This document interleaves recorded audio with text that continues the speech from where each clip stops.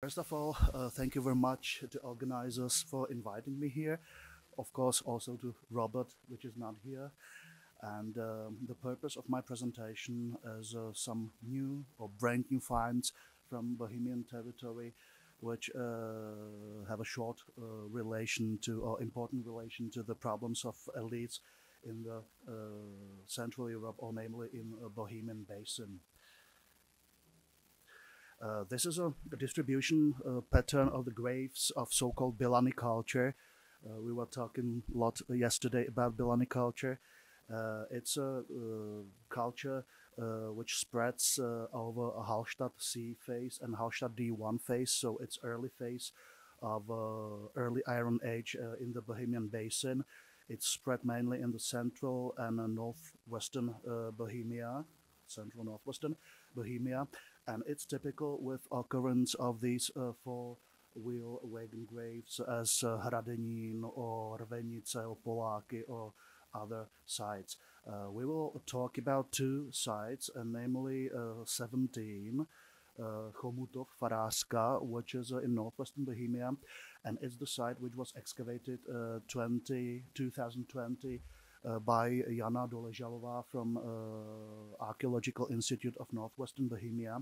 And we will talk about Prague Letňany, which is 16 in a central part of the Bohemian Basin, is the earlier grave which was excavated by Dr. Frolíková from Archaeological Institute Prague. Both were rescue excavations, and I presented already a few items from this Letňany grave in Leiden 2015. So let me show only several information here. As for the interregional contacts, this grave, feature number 6, which was excavated 2014, was a typical wagon grave. The tires of iron are indicated here in the center and in this part. It contained also situla, unfortunately in very bad condition, painted by black paint. So similarly as something, for example, in Klein Klein or in Hallstatt Cemetery, as Professor Eibner explained me. Then, as for long distance contact, of course, there were two bits of amber. They were archaeometrically researched, and the origin is clear. It's Baltic coast, as usual, as a 95% of Bohemian amber. Then this part of the horse harness in cross shape, which is this part, or this type is typical for Carpathian Basin and also Balkans. And we mustn't forget also the three spits, which are first of this kind in Bohemian Basin, and these are typical for southern Moravia as well as eastern parts of the Alps. In Slovenia, they are very frequent. And of course, a very important thing is the remnants of the textile, and this is what we will solve today. When we were working in laboratory, so we identified one time that a third, unfortunately only very rare remnants of the third, we don't know if it was a Gunlingen type or Mindelheim type, because only a small part preserved, showed us that practically all the third is covered by remnants of textile, not textile, but imprints in corrosion of textile fibers. This is a detailed photographs, or these are detailed photographs of the individual parts. This was published already, and the author of the publication was Helena Březinová, which is a specialist for textiles. She collaborates a lot with Karina Grömer, and she was also able to determine all the weaves and binds and typical textile things, which are for us men a little bit problematic because we don't understand it. Also you may see here the structure or a system of the weave of these several textile, because on this third there were at least 4 or 5 different sorts of the cloth. Yeah, here you may see other thing. This is a remnant of the mat, of the wickerwork mat, which was here in the Situla. So we know that except of textile, also matting or some kinds of mats were present in the chamber, or we cannot exclude that it could have been also some vessel made of wickerwork, because also this is what we know from, for example, Western Germany. We were very, very happy about this because we knew until now only very few remnants, some 4 or 3 cases of occurrence of the textile in Bohemia, but these were every time only very single small pieces of areas of square millimeters, yeah, where the determination of the weave was impossible. But in this case, it was something perfect for us. But later on, we found out also the remnants of the textile on the parts of the wagon, hop, for example, and of course on the parts of the horse harness. So we may say that maybe originally this grave was full of textile. In this map, you may see the distribution of textiles in the Hallstatt sea face. Identified are here the special cases when the cloth was identified on the third or on the other parts of the grave.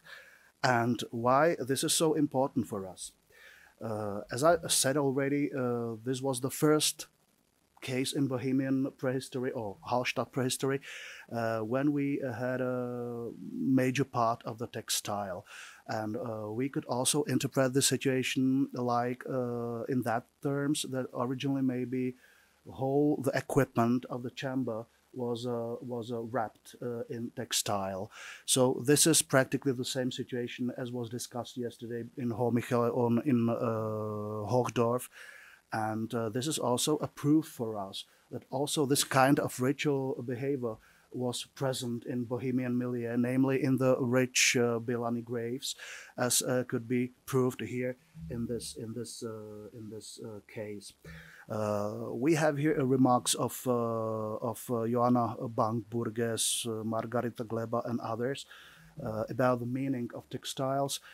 We discussed also the meaning of textiles yesterday in case of dressed urns in various parts. Of course, it's everything possible.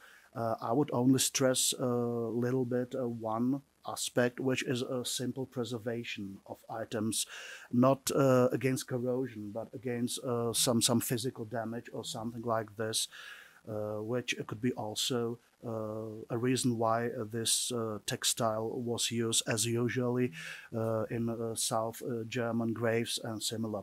And it's also very important because we see that central Bohemia in Bavaria, for example, or generally southwestern Germany, follow the same rite in the composition or in creation of the grave chambers and as for the ritual practices.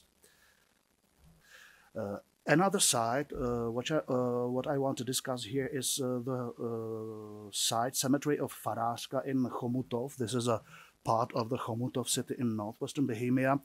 And this is a very large, ugly surface brain coal mine. Yeah, and this was also the rescue research because this site, which was excavated in 2020, doesn't exist anymore because it was completely destructed by extending a coal mine. There were approximately 10 or 11 graves. There were not wagon graves. However, one grave contained a linchpin as a symbolical stress or symbolical presence of the four-wheel wagon. But there were 2 graves. This one was a child grave.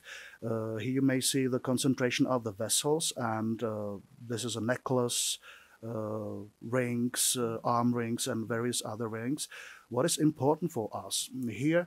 There was 10 golden spirals and here too in the area of head there were two spheres of about 3.5 or 3.7 centimeters in diameter, so relatively great. Yeah, you may see them in situ here. This is a second grave, also with occurrence of the gold.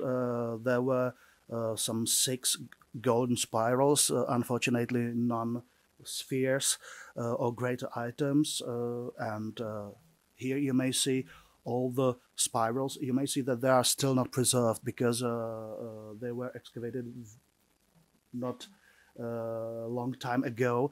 So Jana Doleželová had only such pictures for me, and this is these 2 golden spheres which are a little bit pressed together.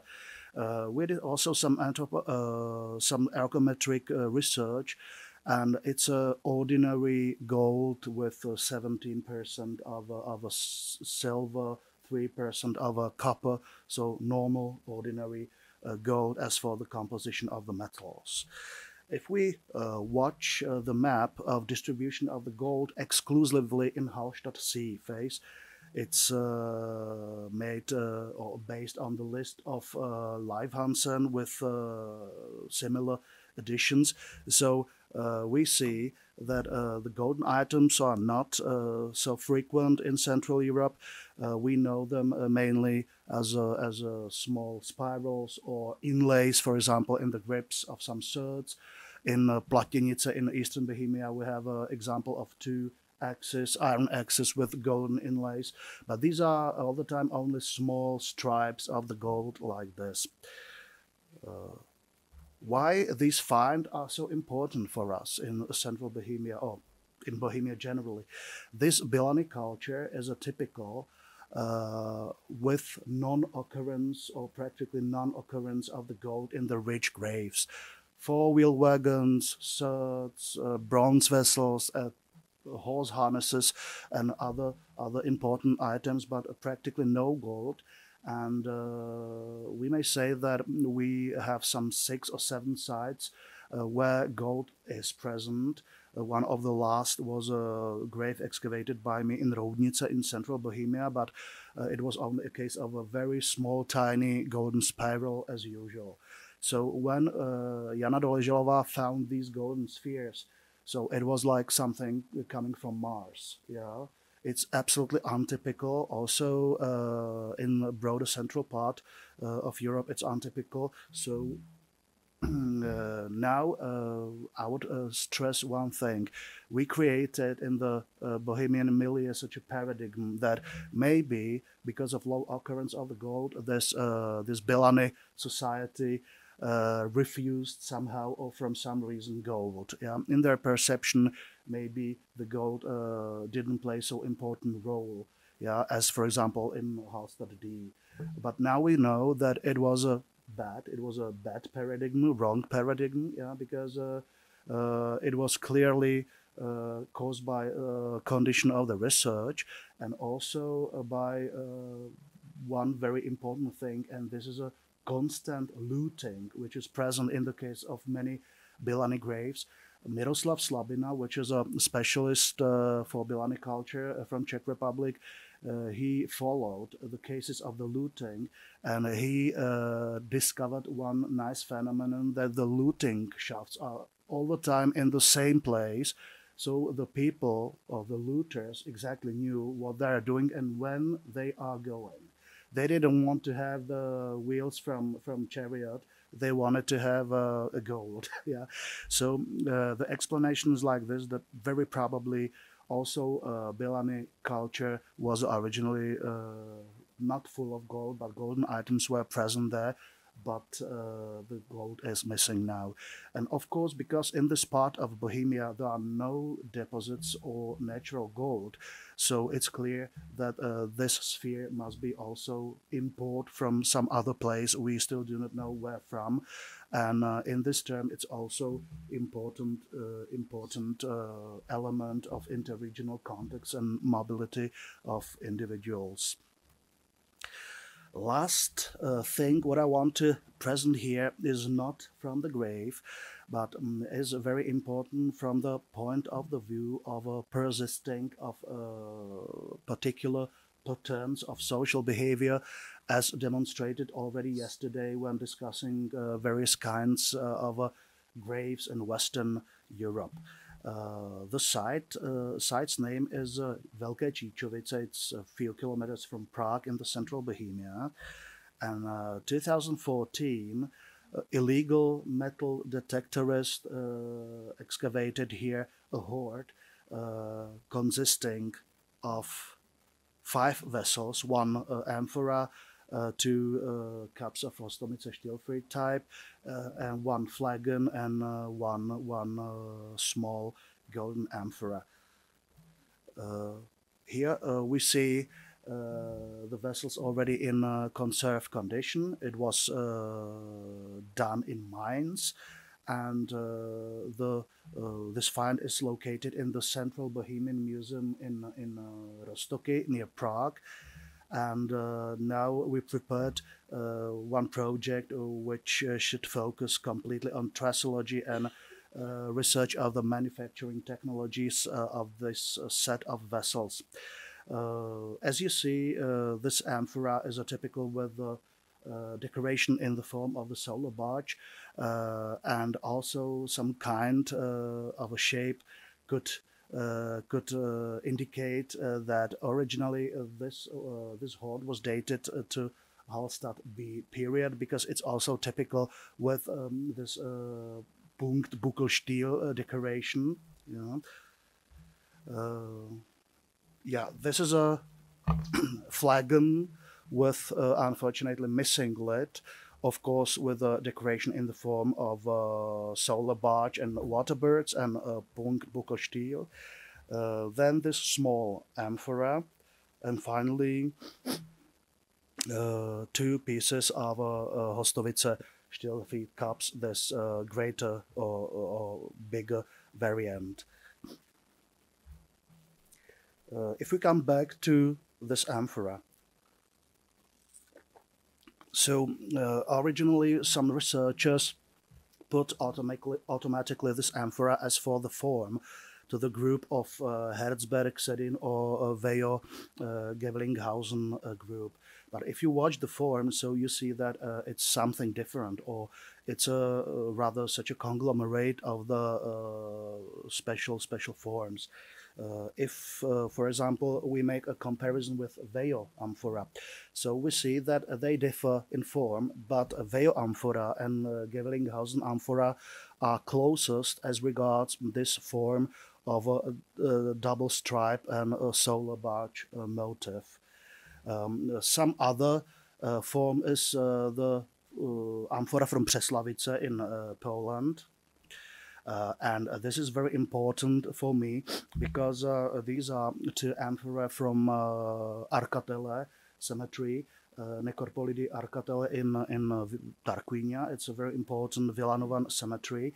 And in several graves there are such amphora which are formally very close to our amphora. However, they differ in the form of the decoration. It differs a little bit. So we see that practically, as for provenance of this amphora, it's a little bit problematic, and we stay in the moment in this vast region, from the Poland to the central Italy, or from Western Europe to Ukraine, and where this motif of solar barge is typical. As for the one thing, colleagues made already isotope analysis of the lead, because here in a foot ring there is a huge amount of lead, and there is a 1 circle of lead. It's such a stripe which enables amphora to stand better and not fall on the side. Yeah, and the results show that this lead comes from Slovakia, from Slovenské Rudohorie or central Slovakia, where there are these deposits of lead. As for chronology, this is very interesting for us, because originally Vejo amphora which is very important for chronology of this one, was set in various periods, and now the Italian researchers thinks that Veio grave belongs to period around 800 BC. Also, these Arcatele amphorae are coming from the period of 850, 770 BC. So you see that we are moving in the border of a latest Bronze Age and earliest Iron Age. Yeah. But we think that the moment of the deposition of this hoard was already Hallstatt sea, because as for example, these flagons, we know them from several parts of the broader Central Europe, and these flagons are more typical for later period, for Hallstatt sea, maybe also Hallstatt D. And for example, this amphora practically copies the form of the pottery vessels from Hallstatt sea period in Bohemia. So this is a similar phenomenon as discussed yesterday. Maybe the deposit or hoard was deposited in Hallstatt C1 or something like this, but using earlier vessels and using also earlier motifs on the later vases. I mean now this solar barge motif on this flagon, on this and on this amphora. So yeah, I would prefer, or I would like to stress here one thing. Also, the spread of this motif, which is a typical for this vast part of the Central Europe, is a typical phenomenon of mobility and spread of particular motifs in this area. And I would also like to stress that also here we have this particular persistence of certain motifs from earlier times to later periods, because we are almost convinced that really this hoard is already Hallstatt C1. And to conclude, I would like, or these three elements, or these three model cases supports this idea of a specially organized and stratified society in the broader Central Europe in Hallstatt C or Hallstatt D1 period, which is dominated by this mighty individuals or hegemons. But what is needed for them? They, of course, need to stress their status, luxurious goods from all the contemporary world, and directly for this transfer, this international context and interregional context and roots and mobility of individuals is absolutely necessary. So we may say that mobility and interregional context represent one of the crucial factors of establishing of this specially stratified and stable society in the broader Central Europe. And I thank you for your patience.